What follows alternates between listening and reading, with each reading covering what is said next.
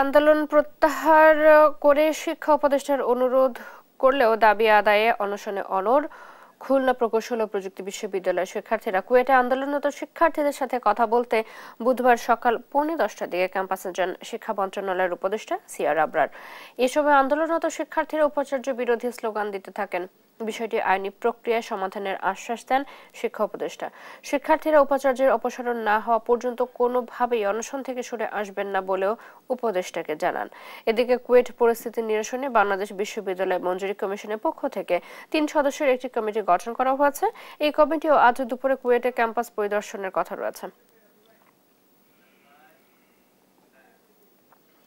উপাচার্যের পদত্যাগের দাবিতে কুয়েটে অনশনরত শিক্ষার্থীদের দেখতে পরিদর্শনে গেছেন শিক্ষা উপদেষ্টা ডক্টর সিআর আবরার। এই নিয়ে আরো জানাতে সেখান থেকে যুক্ত হচ্ছেন সহকর্মী নুরুল ইসলাম রকি।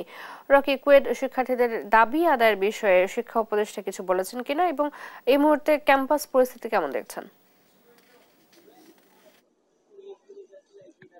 প্রকৌশল ও প্রযুক্তি বিশ্ববিদ্যালয়ের উপাচার্য প্রফেসর ডক্টর মাসুদের অপসারণের এক দফা দাবিতে যে অনশন আসলে শুরু করেছিল শিক্ষার্থীরা, সেই অনশন কিন্তু অব্যাহত আছে। গত সোমবার বিকাল 3:30টা থেকেই কিন্তু 32 জন শিক্ষার্থী এই অনশন কার্যক্রম শুরু করে কুয়েটের ছাত্র কল্যাণ পরিচালকের যে কেন্দ্রটি আছে তার নিচতলায়, এবং এখনো পর্যন্ত কিন্তু এখানে 26 জন শিক্ষার্থী এখনো অবস্থান করছে। আর বাদ বাকি শিক্ষার্থীরা কিন্তু অসুস্থ হয়ে বিভিন্ন জায়গায় আসলে চিকিৎসাধীন হয়েছে। সর্বশেষ যে সংবাদ আমাদের কাছে আছে, কিছু সময় পরে কিন্তু কুয়েটের একটি বিশেষ সিন্ডিকেট সভা কিন্তু আসলে ডাকা করা হয়েছে, যেটা অনলাইনের মাধ্যমে হবে। সেখান থেকে একটি ভালো সিদ্ধান্ত আসতে পারে বলে মনে করছেন সাধারণ শিক্ষার্থীরা। এর আগে সকাল 10:30টার দিকে শিক্ষা উপদেষ্টা সিআর আবরার কিন্তু কুয়েটে এসেছিলেন। উনি কিন্তু অনশনরত শিক্ষার্থীদের সাথে কথা বলেছেন। শিক্ষা উপদেষ্টা কিন্তু শিক্ষার্থীদেরকে অনশন প্রত্যাখ্যানের জন্য কিন্তু বললেও তিনি শিক্ষার্থীরা কিন্তু সেটা আসলে মেনে নেয়নি। তারা তাদের দাবিতে আসলে অনড়। তারা যেটা বলছে যে দীর্ঘদিন ধরে কিন্তু তারা এই দাবিতেই আন্দোলন করে আসছে, এবং শেষ সময় এসে শিক্ষার্থীরা তাদের এই দাবি পূরণ না হওয়া পর্যন্ত কিন্তু তারা আন্দোলনে থাকবে এবং অনশনে থাকবে।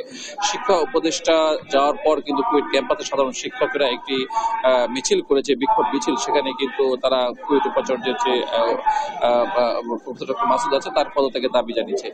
আমরা একটু বলে রাখি যে গত 18ই ফেব্রুয়ারি কিন্তু কুয়েট বিশ্ববিদ্যালয়ের শিক্ষার্থীদের সাথে বহিরাগতদের একটি সংঘর্ষের ঘটনা ঘটে। এরপর কিন্তু সাধারণ শিক্ষার্থীরা ছাত্র আন্দোলন, শিক্ষা পরিবেশ বজায় রাখা, বিশ্ববিদ্যালয়ে শিক্ষা রাজনীতি বন্ধ করার বাইরেও শিক্ষার্থীদের নিরাপত্তা সহ বেশ কয়েকটি দাবি, সব মিলে 6 দফা দাবি কিন্তু তাদের ছিল।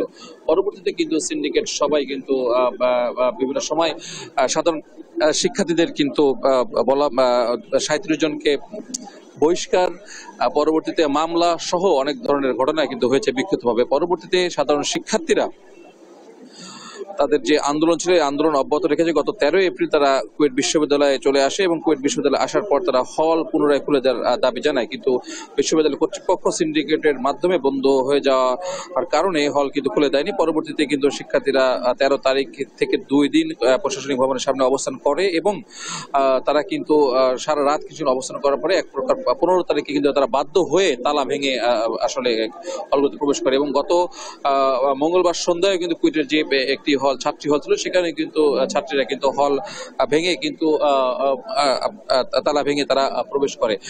এর বাইরে একটু বলে রাখি যে সর্বশেষ যে সংবাদ আমাদের কাছে আছে, শিক্ষার্থীরা কিন্তু তার অবস্থানে আছেন যে জরুরি যে সিন্ডিকেট সভা আছে, এই সিন্ডিকেট সভায় কিন্তু একটা সিদ্ধান্ত আসতে পারে এমনটি প্রত্যাশা করছে, এবং তারা এখনো অনশনে অব্যাহত আছে। খুলনার কুয়েট থেকে এটা ছিল আমার কাছে সর্বশেষ সংবাদ। রকি, ধন্যবাদ আপনাকে। খুলনা থেকে যুক্ত হয়ে কুয়েট পরিস্থিতি জানাচ্ছিলেন সহকর্মী নুরুল ইসলাম রকি।